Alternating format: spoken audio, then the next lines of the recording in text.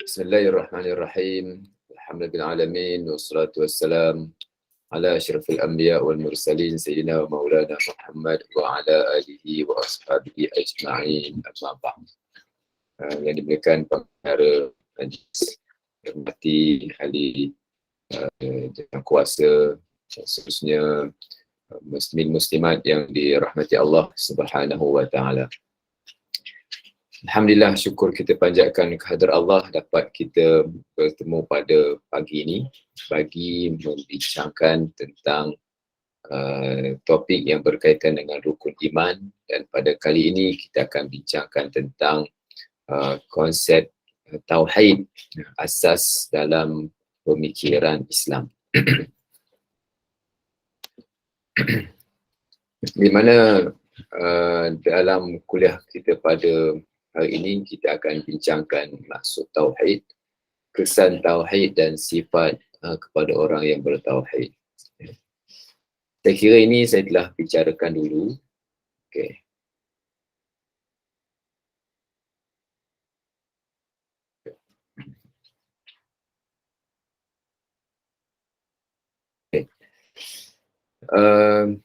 Dalam ilmu tauhid ini kita tahu ialah ilmu untuk mensatukan Allah Subhanahu wa taala. Di mana tauhid ini berasal daripada wahid, yakni mensatukan Allah taala dengan maksud mengesakan. Mengesakan ni maksudnya ialah kita mempercayai kewujudan Allah sebagai Tuhan yang mencipta alam dan Tuhan yang perlu ditaati. Ada dua perkara kat sini, Tuhan yang mencipta alam dan yang kedua Tuhan yang perlu ditaati. Yang mencipta alam maksudnya kita meyakini dan memahami Allah Ta'ala lah yang mencipta alam ini, menjadikan kita, menjadikan hujan, menjadikan semua sekali. Yang kedua, kita meyakini Allah Ta'ala lah Tuhan yang wajib untuk ditaati.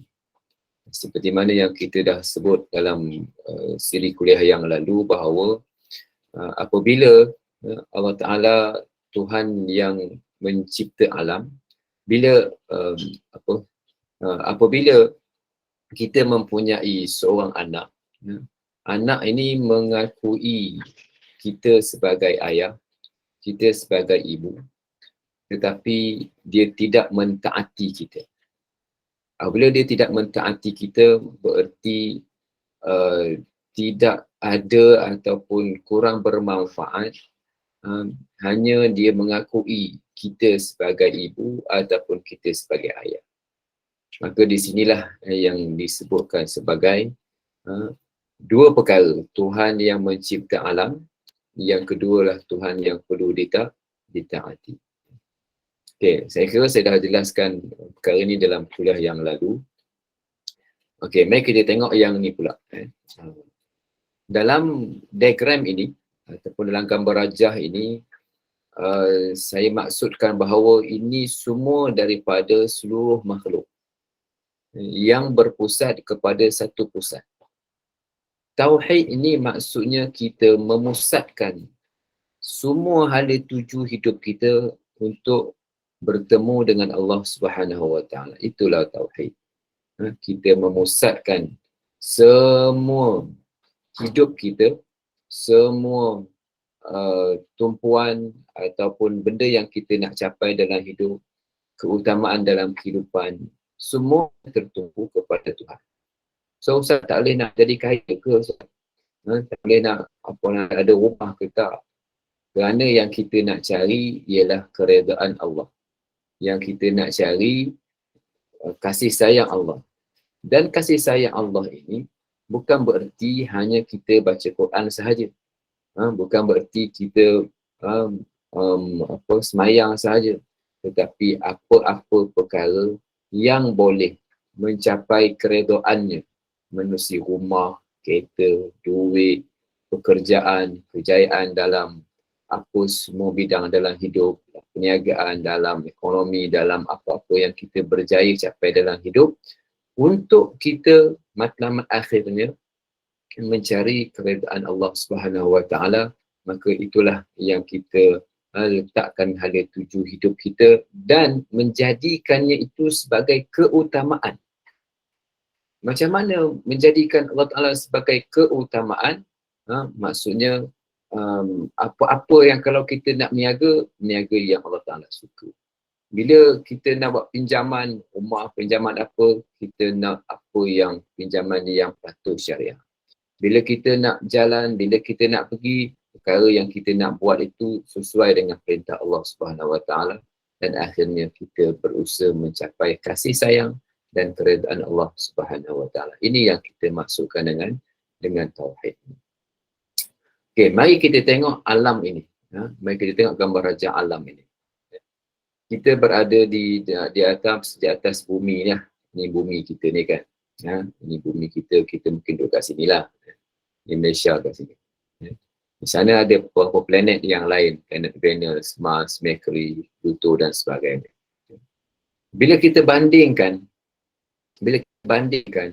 di antara bumi dengan planet-planet yang lain, Jupiter, Saturn, Neptune, Pluto, Uranus dan sebagainya, kita mendapati bahawa dunia ini sangatlah kecil.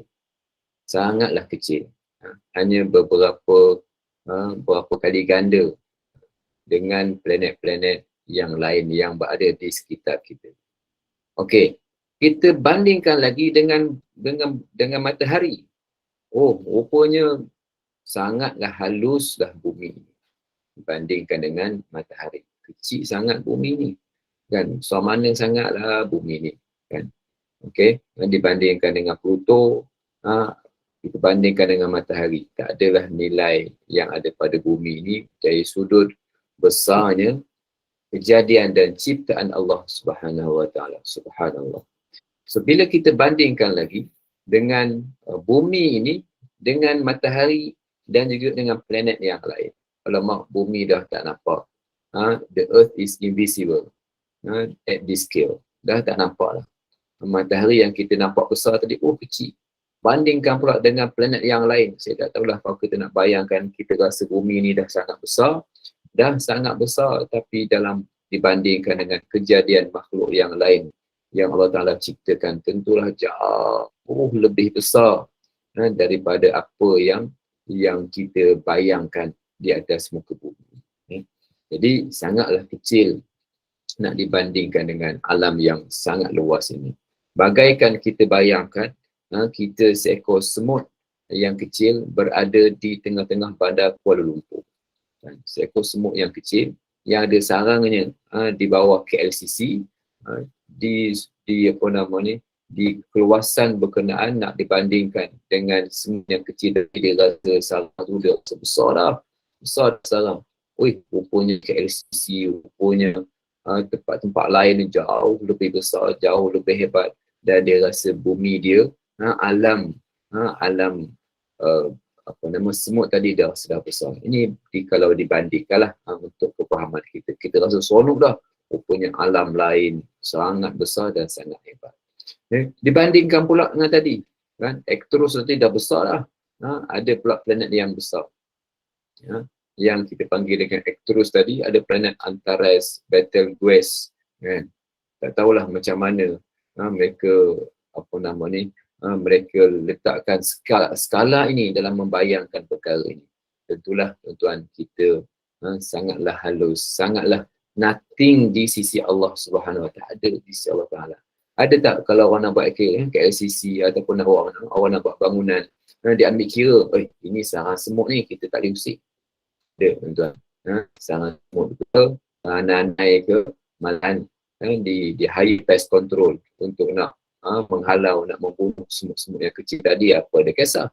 Orang nak buat jalan raya, orang nak buat bangunan besar, apa dah kisah dengan semut yang kecil ni? Tapi tidak, tuan-tuan. Allah Ta'ala mengangkat kita, menjadikan kita dan memberikan tanggungjawab kepada kita untuk kita memajukan alam ini, mentadbir alam ini dengan baik, dan Allah Ta'ala jadikan semua ini sebagai suatu pengajaran untuk kita nak membandingkan, nak membayangkan betapa kecilnya ini. Bila kita memahami konsep ini, betapa jasa dan kehebatan Allah Ta'ala. Satu, kehebatan Allah Ta'ala. Yang kedua, jasa Allah Ta'ala kepada kita. Seperti mana jasa ibu ayah. Orang yang tak mengenang jasa mak ayah. Orang yang tak mengenang jasa orang yang memberi. Orang yang tak mengenang jasa mereka-mereka yang telah berkhidmat, yang telah berjasa kepadanya. Orang ini, orang ni tak akan ikut. Kalau anak yang tak mengenang budi, tak mengenang jasa, dia mungkin tahu, dia mungkin kata ini ayah, tetapi dia mampu, dia tak nak ikut cakap mak ayah. Kenapa? Kerana dia tak menghargai jasa-jasa yang telah diberikan. Sama juga dengan apa tadi, dengan Allah Subhanahu Wa Taala. Bagi mereka yang tidak menganggap Allah Taala sebagai Tuhan yang hebat, apa dia nak beriman, dan apa dia nak mengakui, dan apatah lagi dia nak mematuhi perintah Allah Ta'ala, jauh sekali lah tuan-tuan. Sebab itu bila kita bincang tauhid ini, inilah yang kita telah bicarakan dalam kuliah yang lalu tentang authority. Di sebalik authority itu ada responsibility. Di sebalik authority itu ada responsibility. Apa maksud responsibility ni? Bukan sekadar kita authority saja. Kita mesti ada rasa tanggungjawab. Bila kita ada rasa tanggungjawab, itulah yang akan memaknakan tauhid kita. Itulah yang akan memaknakan tauhid kita, yang mengikat segala perbuatan, perkataan kita, dan di situlah terletaknya rasa tanggungjawab dan rasa ingin melaksanakan tugas yang Allah Ta'ala berikan kepada kita. Jadi dalam konsep tauhid dia ada yang dinamakan dengan responsibility ini. Yang inilah yang kita dah bicarakan dalam kuliah yang lalu tentang adanya kuasa Allah Ta'ala sebagai Tuhan yang berkuasa, sebagai Tuhan yang perlu untuk ditaati, Tuhan yang kita hormat, yang di situ ada unsur rendah diri, unsur kasih sayang dan sebagainya, dan kita diminta untuk bertakwa kepada Allah Subhanahu Wa Ta'ala. Okey. Kesan daripada tauhid ini, apabila kita meyakini Allah Ta'ala sebagai Tuhan yang wajib dipercayai, maka kita meyakini kewujudan Allah Ta'ala biarpun tidak dilihat dengan mata kasar. Biarpun tidak dilihat dengan mata kasar, tetapi kita meyakini Allah Subhanahu Wa Ta'ala. Walaupun tak dapat dilihat, tapi kita yakin Allah Ta'ala ada. Banyak benda yang wujud di atas muka bumi ini ada, tetapi kita tidak melihatnya dengan mata kasar. Kerana mata kita kadang-kadang memang tak dapat melihat benda-benda yang dapat dilihat oleh haiwan yang lain, mata kita tak dapat melihat. Ada bunyi-bunyi lain yang boleh didengari oleh makhluk yang lain, haiwan yang lain, tetapi tidak didengari oleh telinga kita. Jadi sebab itulah kita orang Islam ini beriman kepada Allah Subhanahu Wa Ta'ala. Walaupun belum ada bukti yang kita tengok, bukti yang kita tengok. Jangan tunggu ada bukti baru beriman, tetapi kita membuktikan keyakinan kita kepada Allah Subhanahu Wa Ta'ala. Inilah yang merupakan konsep penting dalam akidah ini, supaya kita memahami bahawa tauhid ini bukanlah sekadar kita belajar tentang Allah Ta'ala, tetapi bagaimana kita mempelajari keperluan untuk mengikuti, keperluan kita untuk mentaati Allah, kerana Allah Ta'ala merupakan Tuhan yang hebat, dan sifat orang yang beriman ialah membuktikan. Ini penting untuk dicatat. Sifat orang beriman ialah membuktikan keyakinan mereka, walaupun ada penyakit. Contoh, Allah Ta'ala sebut sesiapa yang beriman kepada Allah Ta'ala, Allah Ta'ala akan memberikan kepada jalan-jalan keluar. Wa man yattaqillaha yaj'al lahu makhraja. Orang yang takutkan Allah Ta'ala akan memberikan kepada dia jalan keluar. Jadi, dan di atas jalan keluar inilah dia yakin bila dia takutkan Allah Ta'ala, senang ke susah ke, dia bertemu dengan Allah, Allah Ta'ala akan berikan kepada jalan keluar. dia yakin. Walaupun belum ada lagi. Macam orang sebut, bersedekahlah walaupun belum ada. Bersedekahlah walaupun belum kaya. Jangan nanti kaya baru bersedekah. Ini konsep salah. Konsep yang salah, saya nanti kaya baru sedekah. Salah. Kerana dalam Islam, bersedekahlah sehingga menjadi kaya. Sedekah dulu, buktikan dulu, baru Allah Ta'ala beri. Bukan nak tengok dulu, kaya dulu. Betapa ramai orang yang kaya tapi tak jadi. Ini dah keyakinan. Tauhid ini bukan sekadar pengetahuan, tetapi keyakinan. Bukan sekadar tahu, duit, tahu, sedekah, tahu, macam-macam tahu, tetapi keyakinan itu yang penting untuk dibuktikan.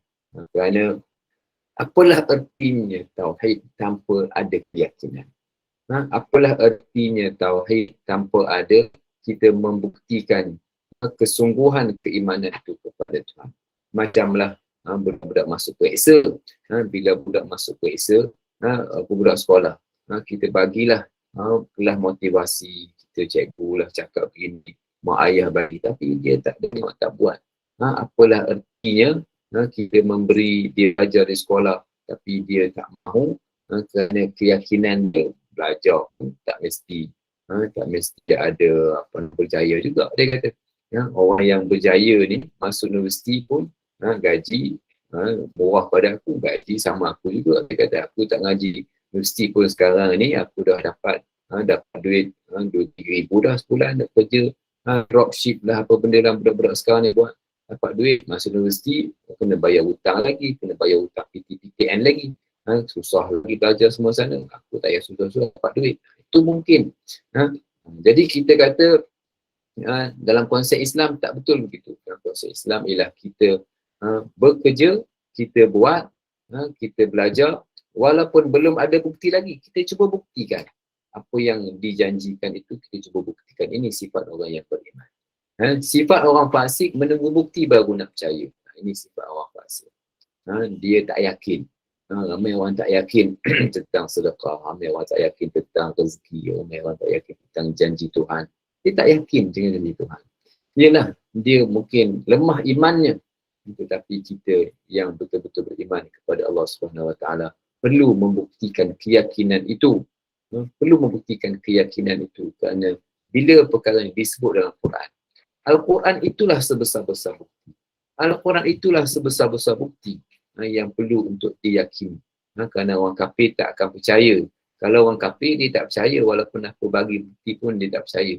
Manakala orang munafik dia akan mempermainkan segala bukti yang dikemukakan kepada mereka. Okay?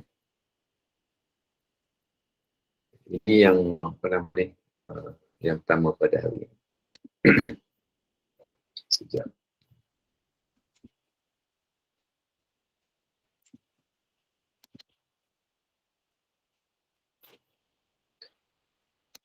Okey, yang kedua pada hari ini ialah saya nak jelaskan tentang apa nama ni, pengenalan iman, Islam dan ihsan. Yang pertama tentang Islam. Dalam Islam ini ada definisi Islam. Islam berasal daripada yang tadi saya mengulang semula apa yang telah kita bincangkan dalam 2 minggu yang lalu. Dan pada hari ini kita masuk pula cerita tentang iman, Islam dan ihsan. Iman, Islam dan ihsan. Dalam definisi Islam ni, Islam berasal daripada perkataan salima. Salima bererti selamat. Assalam bererti sejahtera. Islam ni bererti selamat.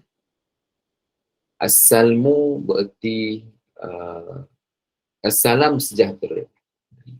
Assalmu ni keselamatan. Kalau Islam, Islam bererti menyerah diri.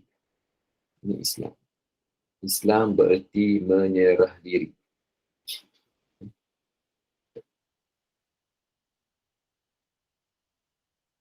Islam bererti menyerah diri kepada Allah Subhanahu Wa Taala. Apa maksud Islam? Selamat. Tak betul. Walaupun asalnya daripada perkataan selamat. Tapi Islam berasal daripada perkataan aslama. Aslama yuslimu islaman. Aslama yuslimu islaman. Islam ni maksudnya kita menyerah diri kepada Allah Subhanahu Wa Taala. Ini maksud Islam. Jadi orang yang masuk Islam ni ialah orang yang menyerah, dia serah diri. Bagaikan dia serah diri kepada kepada polis. Maknanya dia serahlah kepada polis untuk nak buat apa saja, diserahkan. Itu dipanggil dengan aslama yuslimu islaman. Islaman ni maksudnya ialah orang yang menyerah diri kepada Allah Subhanahu Wa Taala. Okey. Seterusnya ada beberapa makna. Mari kita huraikan sikit sebanyak daripada perkataan kata dasar Islam ni, daripada kata dasar salam, kata dasar dia, tapi telah pun ditambah awalan. Kata dasar dia assalam, tapi ditambah awalan. Awalan tu dipanggil aslama. Macam kita makan lain, makanan lain, memakan kan lain. Makan lain, satu perbuatan. Mungkin makanan bukan makan, makanan ialah benda yang dimakan. Kalau memakan kan, ada tak memakankan? Maksudnya bukan kita makan, mungkin kita menyuap orang makan. Begitulah.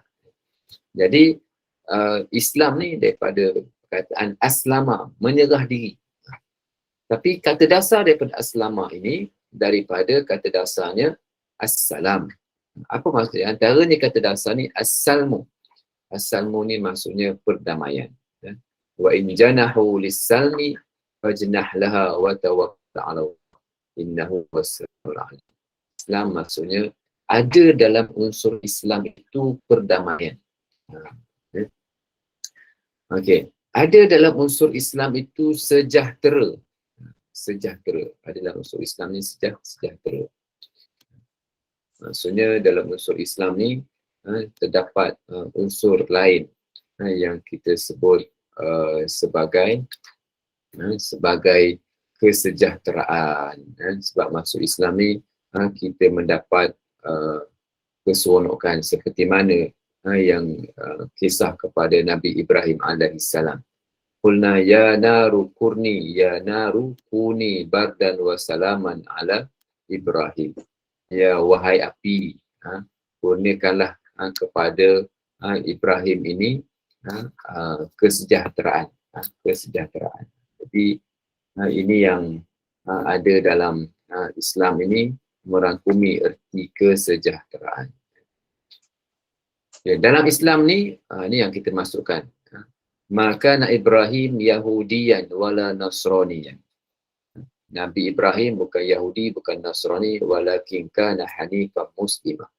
Itu kalau orang tanyalah, kalau orang tanya apa jawapan kita. Nabi Ibrahim ni, Islam ni agama kita ke ataupun agama Islam ni agama Nabi kita Muhammad ke ataupun turut menjadi agama kepada nabi-nabi yang lain. Nabi Musa ni, saya nak tanya, Nabi Musa ni Islam ke tak Islam? Nabi Isa ni Islam ke tak Islam? Agama di Islam ke tak Islam? Nabi Adam, nama dia Islam ke tak Islam?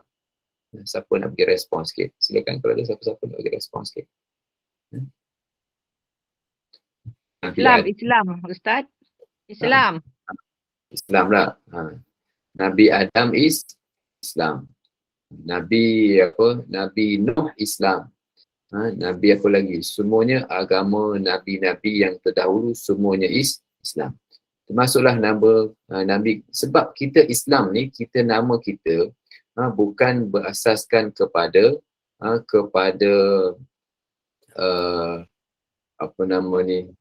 nama-nama Nabi. Kita tak nama Muhammad. Nama kita tak nama sebagai agama Muhammad. Tapi agama kita sebagai agama Islam. Masuk agama Islam ni maksudnya Dia bukan satu agama yang yang dinisbahkan kepada Nabi, kepada tempat. Orang tak sebut agama Muhammad. Orang tak sebut agama Muhammad. Tetapi disebut sebagai agama Islam. Dia tak sebut sebagai agama bangsa. Kalau katakan agama yang terdahulu, kan, disebut sebagai agama bangsa. Contohnya agama Yahudi. Kita tak nama agama Yahudi, kita namanya Islam. Kenapa kita nama kita Islam? Kerana kita dia melihat kepada sifat. Melihat kepada sifat. Sifat kita ialah menyerah diri. Kita tak nama dengan nama siapa? Dengan nama agama Muhammad, agama Isa, tak. Sifat kita menyerah diri, meliputi semua agama-agama yang lain. Inilah yang kita kata kehebatan ataupun yang ada dalam agama kita berbanding dengan agama yang lain. Okay. Seterusnya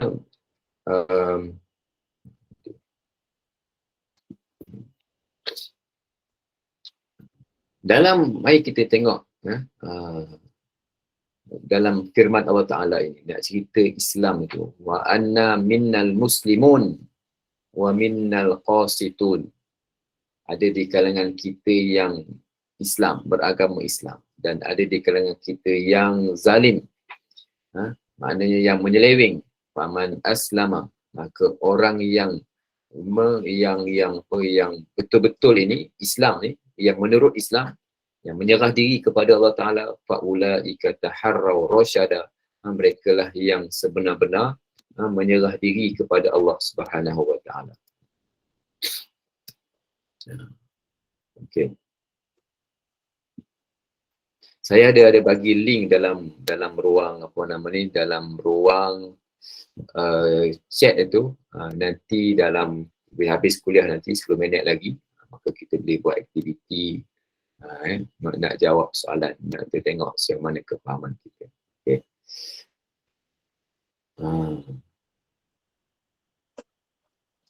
Okey, seterusnya saya nak jelaskan tentang Islam sebagai agama yang fitrah.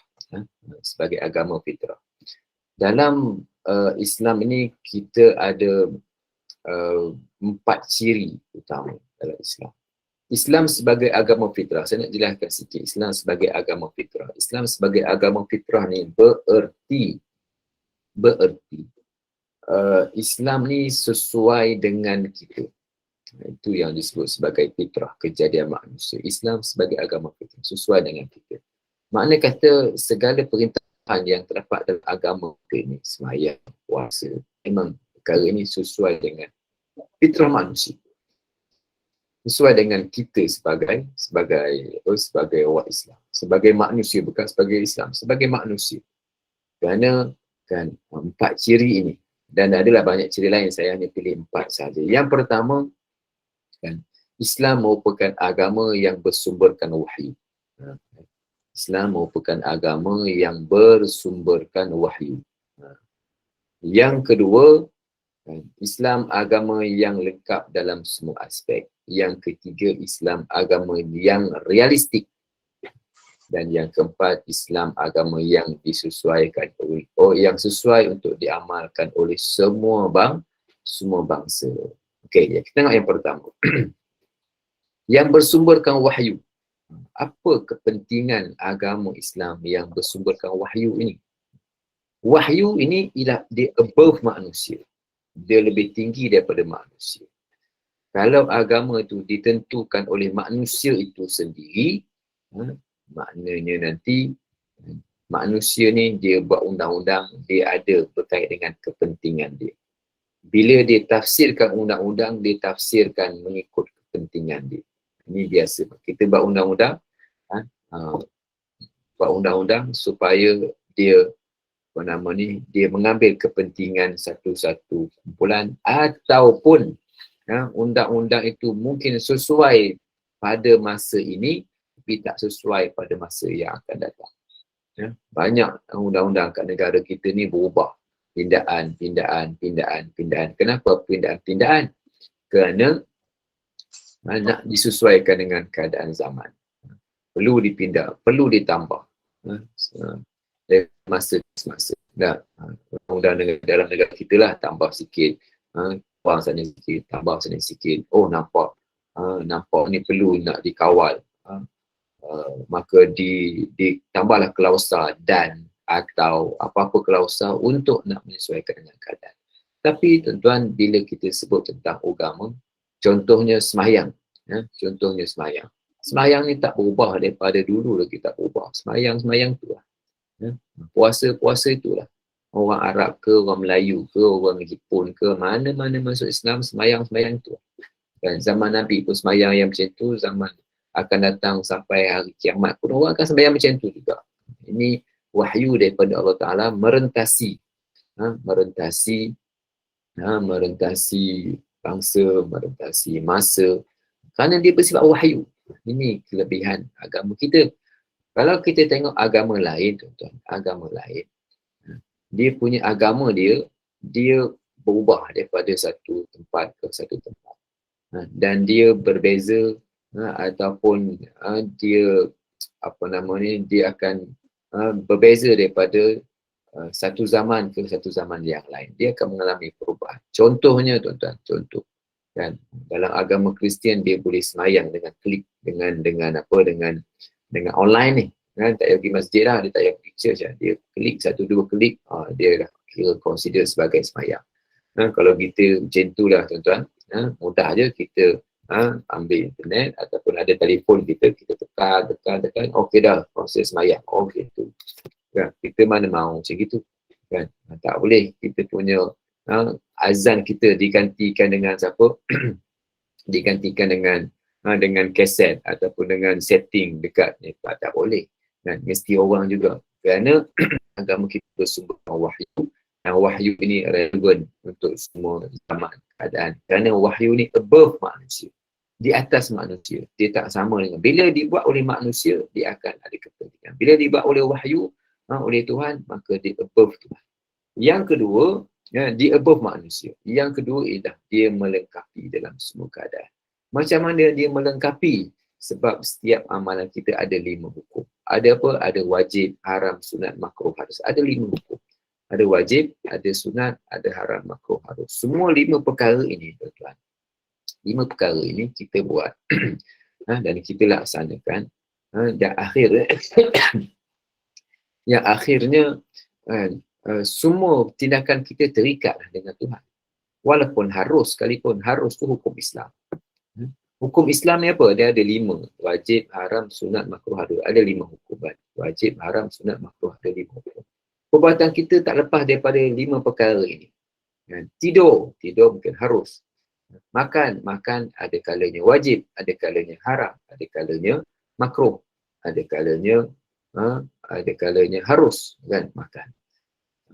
Apa lagi? Kita masuk tandas. Apa je hukum tuan-tuan? Apa je perbuatan ni? Dia kadang-kadang dia boleh jadi 5 hukum. Boleh jadi 5 hukum. Wajib. Kita belajar. Belajar ada yang wajib kita belajar. Ada yang sunat kita belajar. Ada yang harus kita belajar. Ada yang apa yang wajib kita belajar, fardu ain lah. Yang sunat, yang lebih daripada fardu ain, kita digalakkan untuk belajar. Yang harus, benda-benda yang dalam kehidupan kita. Cara nak buat kek, kan? Cara nak masak nasi biryani, masak pun tak apa, belajar pun tak apa. Makruh kita belajar. Kan?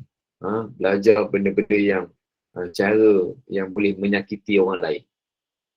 Cara ilmu-ilmu yang tak ada faedah, yang tak digalakkan untuk kita belajar. Nak kita tahu pun tak payah nak tahu. Apatah lagi nak belajar ilmu sihir. Belajar nak tahu ilmu sihir. Ini boleh sampai tahap haram lah. Tak payahlah nak belajar benda-benda ilmu sihir. Kan? So, kalau kita nak mengelak sihir, iyalah. Kalau kita tu kuat, tak apalah. Kalau kita ni tak ada kelayakan untuk pergi nak belajar ilmu sihir, Dan kita pun jiwa kita tak kuat, tak payahlah nak tahu benda macam tu. Jadi susah dia nanti. Dan walaupun belajar, tapi kadang-kadang dia boleh jadi wajib, dia boleh jadi sunat, dia jadi harus. Maknanya kita terikat dengan semua perkara ini. Bila kita terikat dengan semua perkara ini, bererti kehidupan kita ini kehidupan yang penuh dengan keagamaan. Penuh dengan agama. Tidur pun agama. Ya, tidur pun agama. Masuk tanda pun ada kaitan dengan agama. Apa lagi? Habis ceritalah, tidur pun agama. Malahan bersama suami isteri pun Nabi kata mendapat pahala. Maknanya semua perkara dalam kehidupan kita ni dikaitkan dengan agama. Itulah Islam, agama yang syumul. Agama orang lain, agama Hindu, agama Buddha, agama lain ni, agama dia kalau pergi gereja je agama. Kalau pergi church je agama. Kalau pergi kuil agama, yang lain-lain tak ada agama. Mereka mengamalkan sekular dalam kehidupan mereka. Kita tak. Kita ni agama kita, seluruh hidup kita agama. Seluruh hidup kita adalah agama. Ini kita berbanding dengan agama yang lain. Kemudian kita ada waqi', agama yang realistik. Agama yang realistik. Yang realistik ni maksudnya agama yang kita buat ataupun yang kita apa orang panggil yang bukan secara teori dan boleh diamalkan. Dan yang realistik ni maksudnya bukan teori, bukan sangat susah, dan boleh diamalkan oleh semua lapisan orang. Orang tua boleh buat, semua berpeluang masuk syurga. Orang kaya boleh masuk syurga, orang miskin boleh masuk syurga. Dia realistik, bukan agama khusus untuk orang tetap. Dia agama yang boleh dilakukan. Dan yang keempat dia alami, agama yang sesuai untuk diamalkan oleh semua bangsa. Semua bangsa boleh amalkan Islam. Okey, nanti kita sambung lagi. Jadi saya ada bagi ruang link tu, tuan. Ruang link tu boleh buka tak?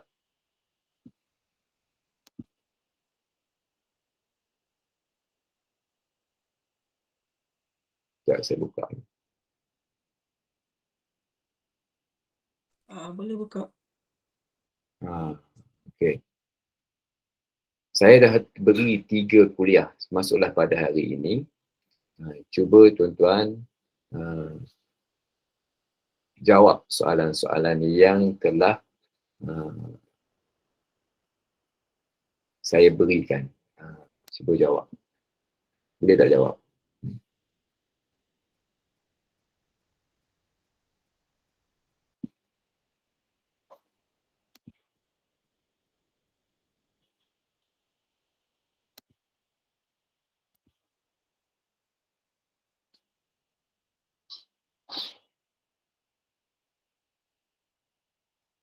Sekejap.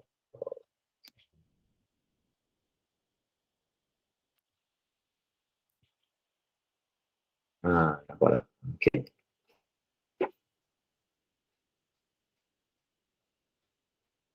Cuba jawab masing-masing. Yang boleh buka. Link saya bagi dalam ni.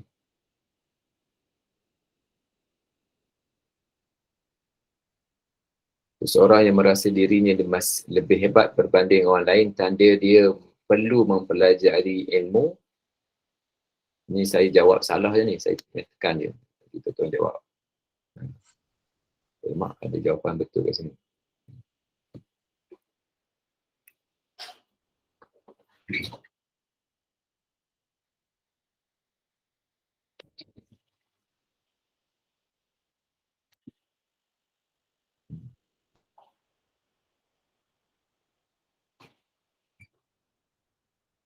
Okey, boleh jawab Cuba jawab pelan-pelan.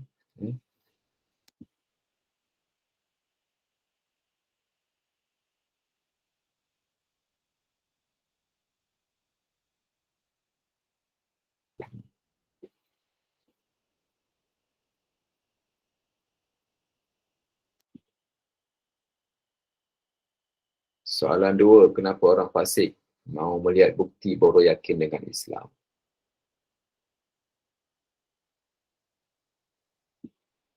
Okey, saya bagi masa 5 minit untuk jawab.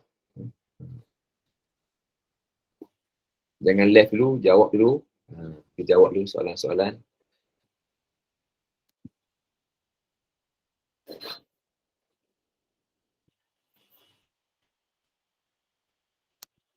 Siapa yang dah jawab? Angkat tangan.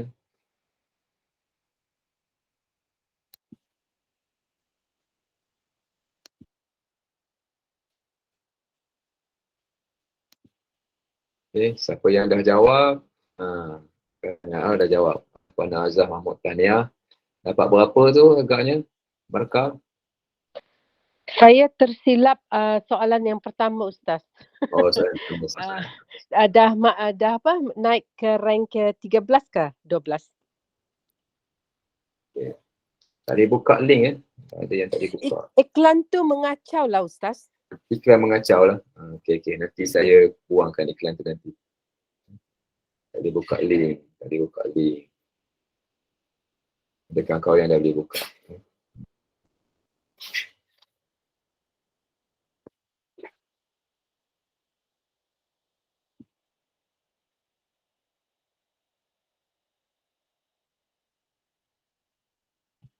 Saya boleh buka. Siapa yang boleh buka, tekan start.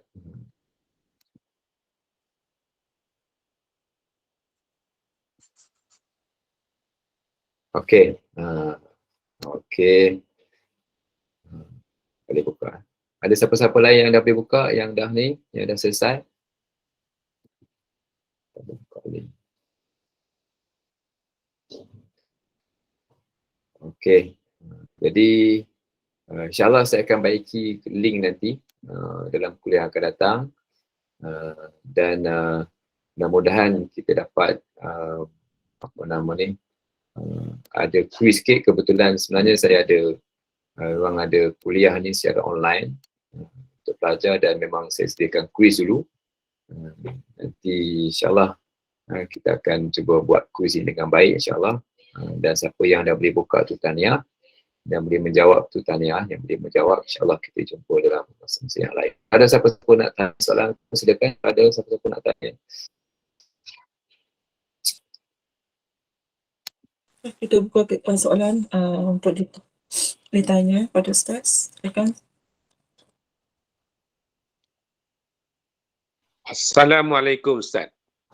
Waalaikumsalam. Saya nak bertanya, apakah yang dimaksudkan dengan konsep iman, Islam dan perkara-perkara yang berkaitan dengannya, Ustaz? Terima kasih. Apakah maksud dengan iman dan Islam?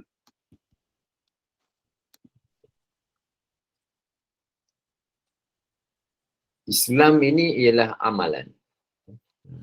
Islam ini ialah amalan. Sebenarnya topik ini topik yang akan datang ni. Siapa yang tanya tadi, Tuan Haji? Topik ini topik akan datang ni. InsyaAllah kita akan bincangkan tentang iman, Islam, ihsan. Ini topik yang akan datang. Syumul. Ini kita akan bincangkan dalam kuliah yang akan datang. Ringkasnya, Islam ialah amalan, iman ialah keyakinan, ihsan ialah hubungan baik kita dengan Tuhan. Ada 3 perkara ini. Iman, amalan, iman, keyakinan, Islam ialah amalan, ihsan ialah hubungan baik kita dengan Allah Ta'ala. InsyaAllah saya akan uraikan dengan lanjut dalam kuliah yang akan datang. Boleh Najib ya? Okay. Ada lain? Ustaz, Ya saya. adakah inisiatif untuk mencari di mana kesilapan untuk memahamkan generasi sekarang ini mengenai tentang ilmu tauhid? Jika saya boleh buat komen, kita yang lahir pada baby boomers lebih dapat mempelajari tauhid walaupun secara parrot itu Ustaz faham ya, parrot like studying, tapi kita secara menghafal, tapi kita walaupun tidak memahami sepenuhnya, akan tetapi kepercayaan tu dapat diteguhkan. Akan tetapi Ustaz, yang saya observe generasi yang sekarang ini, mereka sentiasa akan pertama kali akan bertanya di mana dalilnya, apakah dalilnya, di mana buktinya. Jadi adakah inisiatif-inisiatif yang diambil untuk secara kita menangani persoalan-persoalan generasi sekarang? Okey. Generasi dahulu, baby boomers ni, generasi dia ikut dan follow. Generasi sekarang ni dia tak boleh ikut sahaja dan dia follow, dia tak nak. Dan dia memerlukan kepada hujah, pembuktian, kita memberikan alasan, justifikasi. Ini yang ada dalam generasi kita, generasi anak-anak, generasi Alpha, generasi Z. Dia generasi yang perlu untuk kita berikan alasan dan justifikasi. Kenapa? Kenapa kena beriman dengan Tuhan? Kenapa kena semayang? Kenapa adanya ihsan? Kenapa adanya Islam? Kenapa adanya iman? Kenapa perlu? Sebab itu dalam kelepasan kuliah saya tadi, saya cerita kenapa kita taat kepada Tuhan. Kerana kita ni kerdil, kan? Kita ni hanyalah satu bagaikan semut yang kecil di atas di dalam bandar Kuala Lumpur, hanya satu sarang semut yang kecil sahaja. Kan? So kita memberikan justifikasi. Dia tak boleh dalam pendekatan kepada generasi muda pada hari ini, kau kena buat ini, kamu kena buat ini. Dia tak nak dibuat ataupun diarahkan begitu, tetapi perlu untuk diberikan penjelasan, justifikasi, dalil, bukti untuk mereka yakin dan untuk mereka percaya. Generasi mereka ni begitulah. Tadi Puan Azhar.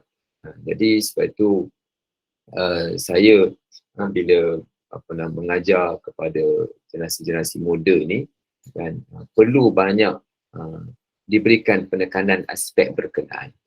Malahan kalau kita suruh saja, mereka tak begitu yakin apa yang kita cakap.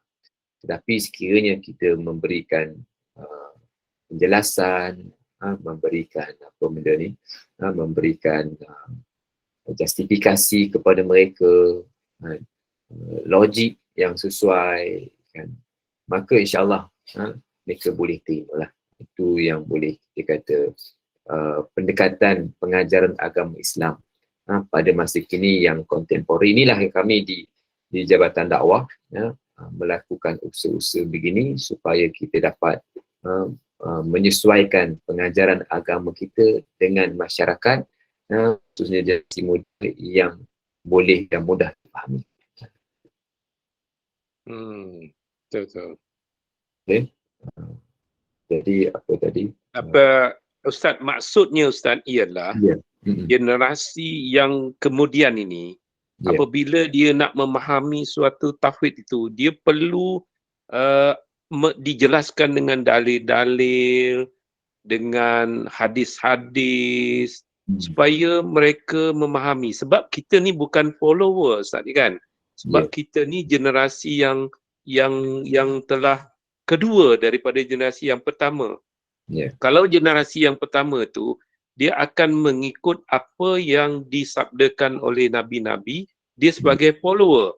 Dan apabila generasi yang kedua ni, macam kita ni, sebab kita tak ada di zaman tu, kita hanya perlukan pengetahuan tu daripada hadis-hadis, dalil-dalil yang membuktikan bahawanya itu benar dan itu berlaku. Begitukah Ustaz yang Ustaz maksudkan? Terima kasih Ustaz. Saya masukkan begini, saya masukkan dengan kita ambil 3 generasi lah. Generasi mak ayah kita dulu. Generasi mak ayah kita dulu, bila mendidik kita, dia tak bagi option dekat kita. Kamu nak ambil kasut, beli kasut ni. Kan? Tak ada, tak payah. Itu dulu punya style dalam mak ayah kita dulu lah. Mungkin disebabkan oleh keadaan dulu yang susah, kan, orang dulu apa nama, mungkin tidak mengetahui ataupun tak mengalami parenting macam awak sekarang, kan. Okey, zaman sekarang ni banyak option. Kasut A, B, C, D ada. Kenapa kasut ni, kenapa kasut ni, kenapa kasut ni, kenapa kasut ni, ya. Bila banyak option sekarang, maka orang sekarang perlukan kepada alasan, apa pilih kasut ni, kenapa tak pilih kasut tu, kan. Kecenderungan mak ayah sekarang pun kecenderungan pada masa kini ialah kecenderungan untuk memberi pilihan kepada anak-anak, kan. Kau nak makan apa, tanya, kan. Tanya makan apa. Dulu tak ada, korang makan ini, habis cerita. Tak ada banyak-banyak sangat. Budak-budak dulu pun nak bertanya kepada mak ayah pun, kan, mak ayah pun tak berani. Punyalah garang ayah dulu-dulu, kan. Sekarang ni berbeza, sekarang ni dah lain. Sekarang ni mak ayah diminta untuk jadi friendly, memberi option kepada anak-anak, kan, yang menyebabkan pendekatan sudah berbeza. Bila pendekatan ni berbeza, dalam agama pun dia, bila kita meminta mengarahkan sesuatu, minta sesuatu, bertudung, sembahyang dan sebagainya, dia tanya kenapa kita perlu sembahyang. Sebab dia telah pun dididik dalam bidang-bidang yang lain supaya diberikan alasan kenapa pilih baju ni, kenapa tak pilih baju ni, kerana baju ni cantik sikit, curve tangan dia ada butang, baju ni tak ada butang, oh dia boleh tahu begitu. Bila masuk kepada agama pun, kenapa kita suruh sembahyang? Kadang-kadang mereka, kanak-kanak ataupun orang pada masa kini, kan, ialah zaman orang berfikir, kan, fikir. Bukan dalam zaman dulu ni orang tak fikir. Zaman dulu maksud saya lah zaman mak ayah kita dulu.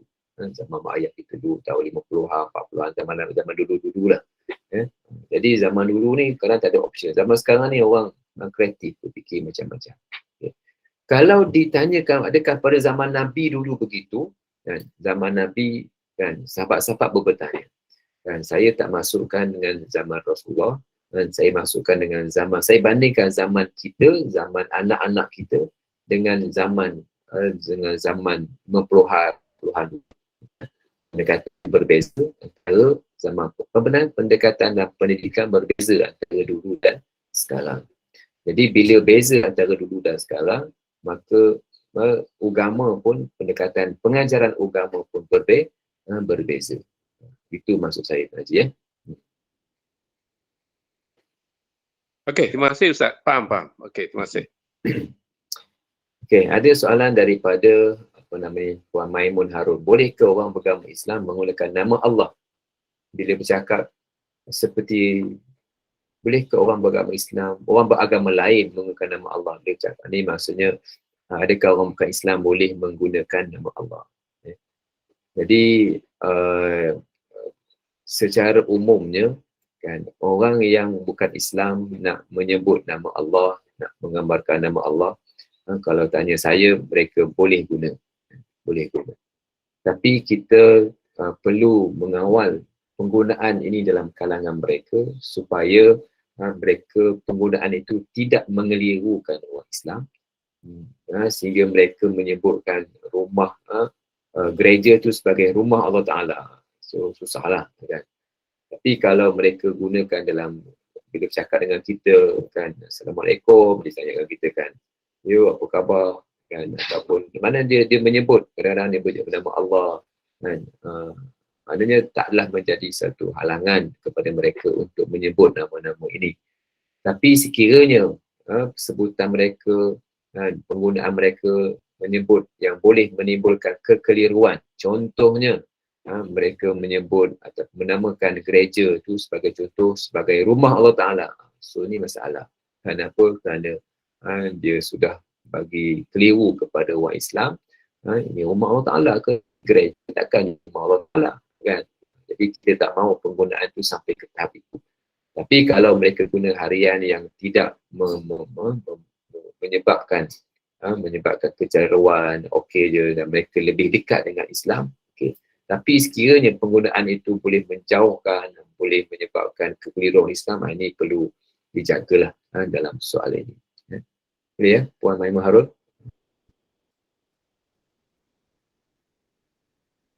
Okay, ada soalan-soalan lagi.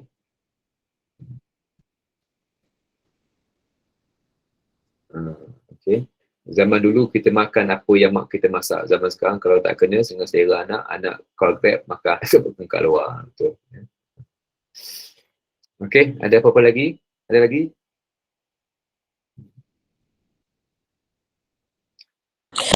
Boleh Ustaz share slides yang Ustaz pamerkan?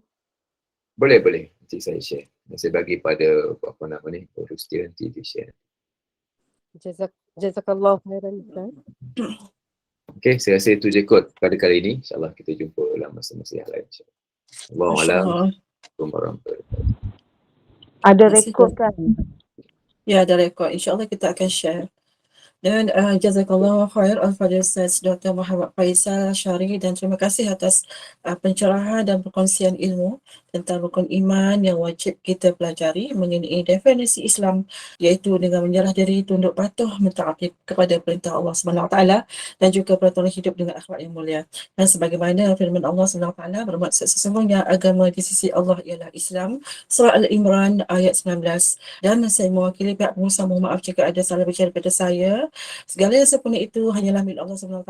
Dari pihak pengurusan juga, Kelab Sahabat Pencinta Al-Quran sentiasa mendoakan kepada penaja agar diberikan kesihatan yang baik dan dimurahkan rezeki. Semoga semangat ajaran ini menjadi bekalan menuju ke akhirat kelak. Dan ucapan terima kasih kepada para jemaah yang sudi luangkan masa hingga ke akhir majlis ini, dan teruslah berada dalam medan ilmu ini pada setiap ketika, dan program ilmiah yang menarik yang disediakan oleh pihak Sahabat Pencinta Al-Quran. Dan kita akan berjumpa lagi pada pukul 9.10 bersama-sama dengan Al-Fadhil Ustaz Muhammad Azhar dalam kitab Al-Azkar sebentar saja lagi. Dan bagi mendengarkan majlis ini, mohon Ustaz tutup dengan tasbih kafarah dan surah Al-Asr. Silakan Ustaz. Ustaz dah keluar ke? Ustaz dah tak. Saya rasa Ustaz dah keluar lah. Tak apalah. Ada. Oh, Ustaz ada lagi. Bismillahirrahmanirrahim. Al-Asri. Innal insana fi khusr illa amanu wa amilus solihati. Assalamualaikum warahmatullahi wabarakatuh. Waalaikumsalam warahmatullahi wabarakatuh. Terima kasih Ustaz. Assalamualaikum. Terima kasih Ustaz. Terima kasih, Ustaz. Terima kasih semua. Terima kasih Nun. Sama-sama. Waalaikumsalam. Assalamualaikum. Waalaikumsalam. Assalamualaikum. Waalaikumsalam. Ustazah, Assalamualaikum warahmatullahi wabarakatuh. Waalaikumsalam warahmatullahi wabarakatuh. InsyaAllah kita jumpa lagi. Sebentar lagi ya. Assalamualaikum. Waalaikumsalam. Jangan lupa pada pukul 9.10 kita akan bersama-sama dengan Ustaz Muhammad Azhar. InsyaAllah. Assalamualaikum Nun. Waalaikumsalam Kak Noh. Dah sarapan ke? Asal sayang.